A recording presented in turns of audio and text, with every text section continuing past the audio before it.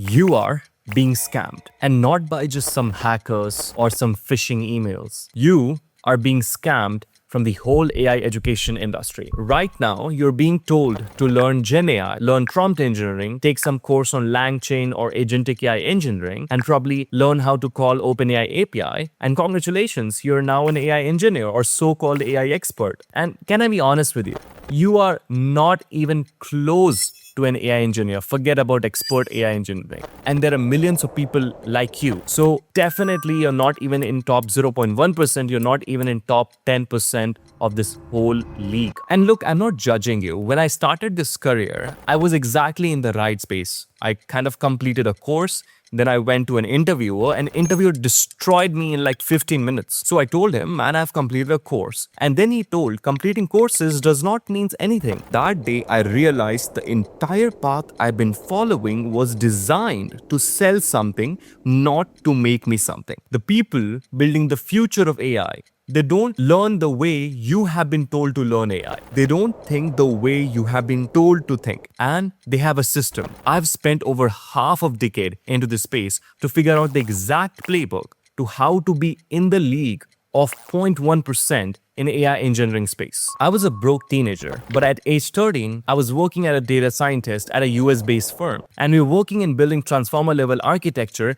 way before GPT was launched. Then I was working as an MLOps engineer way before MLOps was even a word at one of the largest MLOps framework company. And then I was leading a team of data scientists at a UK-based firm. My courses, which were published on FreeCodeCamp, got millions of views and were suggested and recommended by MIT CS and AI labs. And I built a $1 million B2B Gen AI company way before Gen AI became a hype, which got funded by the top ex-executives of Infosys. So when I say all of this, it didn't came from any boot camp. It didn't came from completing courses. It did not come from completing books. I went before and I figured, okay, what are the things which I did and classified that into 6-step system to become the top 0.1% AI engineer into 2026. And you know what? I'm a big fan of not just consuming things, but eventually implementing, because my videos are of useless and pointless if you do not implement whatever I say. So every step which I'm going to speak, which is step 1 to all the way down to the step 6,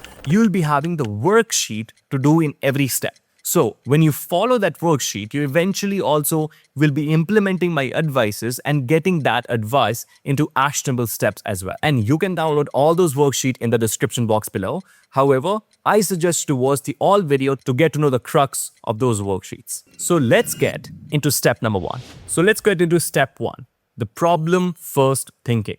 Every AI learner is stuck in what I call the consumption mode. So what you do, you probably watch some course, you watch some tutorials, you probably have watched some of the projects, and then what you do, you simply copy it, you simply use some GPT and then push it to GitHub and try to tell that you have completed a project or learned something. And then you repeat that same thing again and again. And you feel like you're growing, but you're really not. You're probably just consuming things rather than implementing. And most courses, most boot camps are actually made to make you consume a lot of stuff rather than building something of your own. And consumption is the junk food of skill building. It feels good to consume, but it does not build the muscle. The top 0.1% don't learn AI. They actually build real systems with AI, and that's the complete different game. So here's the mindset shift. Most people learn like this: logistic regression, then random forest, then transformers, algorithm first, notebook second, and resume project third. Now, if you think about it, the most important thing which you're doing, which is basically getting into the company or getting hired or anything of that kind,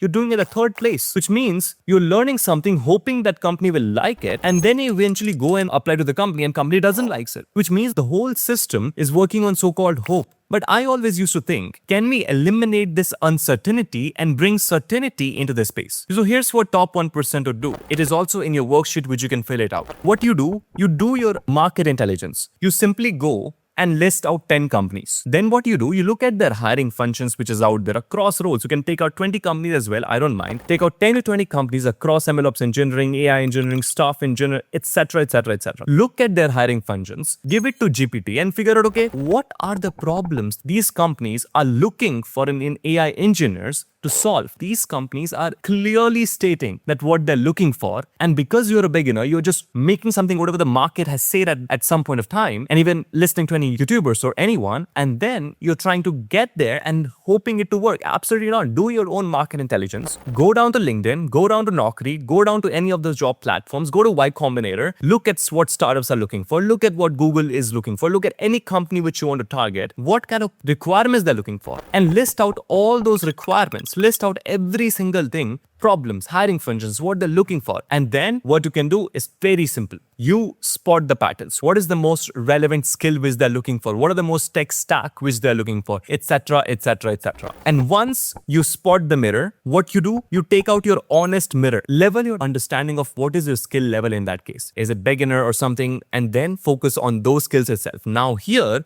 you're working on those skill sets, those problems, those projects which are validated by market. Then these companies are actively looking for those problems and responsibilities right now, not by just some hope. And I highly suggest you to fill this worksheet number 1. Step number 2 is master the invisible layer which nobody sees. Let me get the basics sorted. It's actually very basic. Is most of the people who are calling themselves as an AI engineer, who are calling themselves as ML engineer, etc., they're just a mere API caller. They probably use some OpenAI API or Claude API and then probably call something and then you're done, right? But when you go and ask them about simple topics, which is gradient descent. Okay, how does gradient descent works, when it does not works, and more importantly, when it fails, what are the assumptions behind it, etc, etc. I can keep on going inside the questions. They will like, oh my god, what is that? If you ask them about little bit about ML system design, if you ask them about ML ops, they probably wouldn't even know the bit of an answer. Bro, you're using ChatGPT or prompting it there. What are you doing? You're actually giving money to the ChatGPT. You're a user of ChatGPT, man. I mean, you're not an AI engineer in that case. You're an AI consumer in that case. And again, this is my take. This is a video just for AI engineers. This is just for ML engineers who are thinking of seriously making a career out of it, not just be in the bubble for the next 6 months and then get destroyed. The problem is, if you do not understand the foundation, you cannot debug anything. You cannot talk with your AI coding agents. I'm not against AI coding agents. I am with AI agents, but you need to know the foundation to be able to learn something, generalize something super duper quickly. So let me get the basics sorted again. If you know about gradient descent, if you know about bias, variance, trade-off, if you have the business context, you know what you can do? You can do much more intricacies in the prompt which normal API caller cannot even think about it. And once you have the foundational knowledge, you don't care about any tools, any frameworks, literally anything coming in the market. Because in matter of hours, you'll be easily able to grab it and nobody can even touch you at that point of time because things, tools, frameworks keeps on coming, keeps on going. But what eventually remains in the market is how well you understand the core and the crux of the whole AI-based system. And I'm not saying this to devote 100% of your time into fundamentals. Devote 30% of your times into learning fundamentals and the foundations of this whole AI engineering space. Do not ignore it. Most people do the opposites. They spend 90% of their time to do something trending, prompt engineering. Previously in 2024, 2025, prompt engineering, everybody says it's a new job. Man, prompt engineering, I mean, where it is now, not even a single company would be hiring any prompt engineers. And frankly speaking, when you go into that wave, you eventually end up learning nothing in that case. So here's your worksheet 2. Is find your gaps. You take your worksheet 1, then what you do, you look at all the 3 most in-demand projects which you did from the job research. Then you list out, okay, what are the real problems companies are solving? Then what you do, you eventually for every skill, you ask yourself questions. Can I explain this to a friend without looking up? Can I build something with this from scratch? Have I used this to solve a real problem? Would I survive this interview questions on this? And that's for every topic, every subtopic, no matter what. And be very honest into that. Then you debug it. Okay, what was the real problem for me? If your answers are no, kind, or something, then you figure out what was the root cause. Was it a root cause associated with X, Y, Z?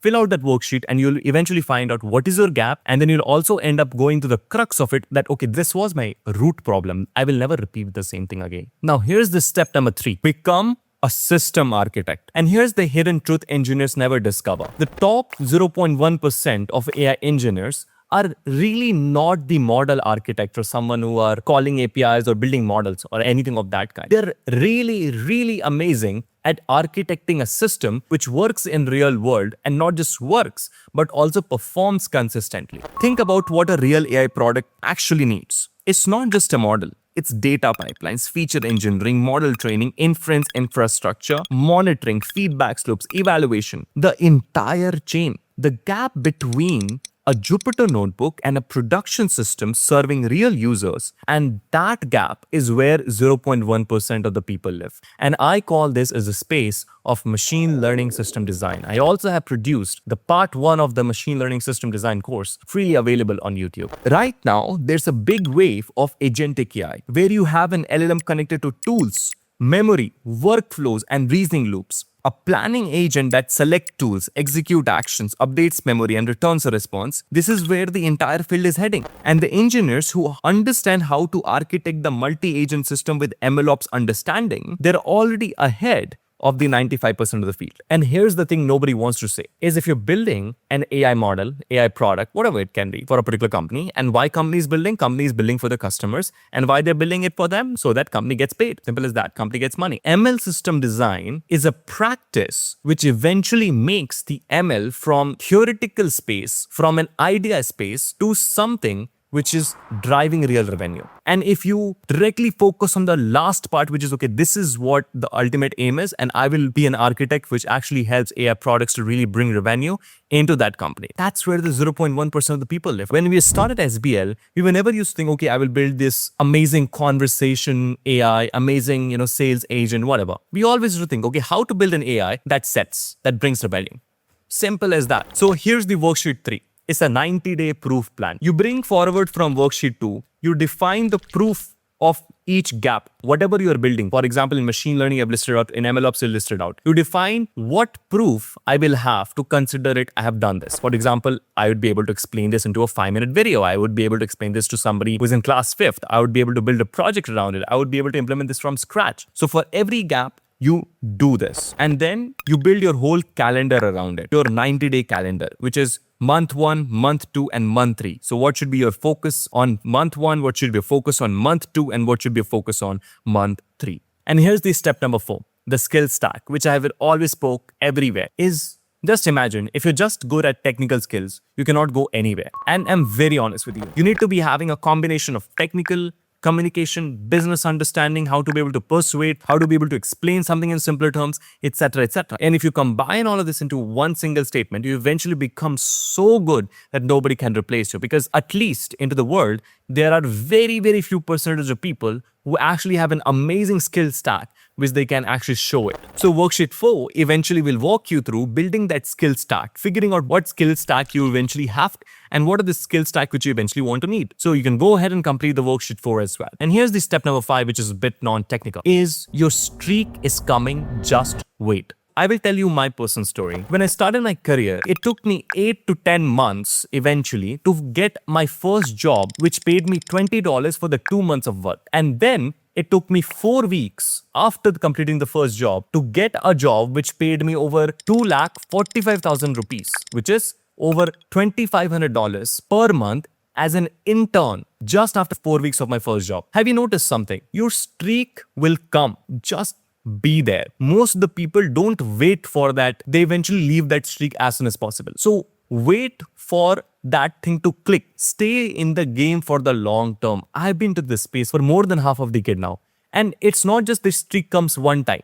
At that time, there was a streak when I cracked my first job. Then when I came into the entrepreneurial journey, in 2025, SBL was struggling around getting funding. We were approaching investors to give us funding. When we eventually was losing hope, but we still kept on trying, eventually one of the ex-leadership of Infosys came and given us the investment which we did require. And not only there, for entire 8 to 10 months, we didn't had much revenue. But in matter of 1 month, we eventually reached the most amazing revenue comparing SBL to US startups. My suggestion, stay there for a long period of time. And there's a simple way. In worksheet 5, you have this monthly shipping tracker. What do? Every month you build some project so that you can just have that as a motivation that, okay, I'm going to build some project this month and I'm going to build that project that sells. I'm going to build that project that solves a real problem. Complete that worksheet to be able to track every single thing which you'll be doing monthly so that you are into the game for the longer period of a time. And the longer period of the time would be, the chances for you to succeed will keep on increasing. Just don't leave before that streak comes. And last step, and honestly, this is the one that separates the truly elite from everyone else, is build your own operating system. The top 1% don't just use tools, they build their own mental models, their own thinking frameworks. They constantly ask, why does this work? Why does it fail? What assumption it breaks? So study AI like an historian. Understand how the field evolved. Go to statistics, machine learning, deep learning, foundational models, agentic AI, autonomous systems. So let's say that you're trying to learn linear regression. Don't just go and learn linear regression. Go all the way down from the term where it